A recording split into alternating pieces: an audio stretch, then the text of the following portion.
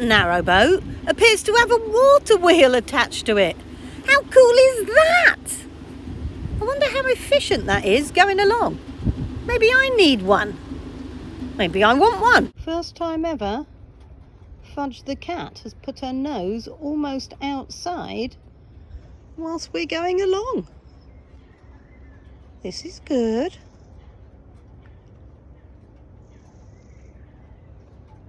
She's been contemplating it for about an hour. I want to be one of those people that has a cat that sits on the roof whilst they're going along.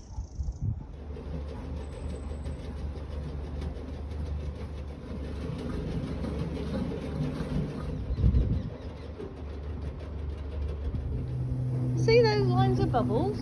That is to keep weed from moving up and down canals, apparently.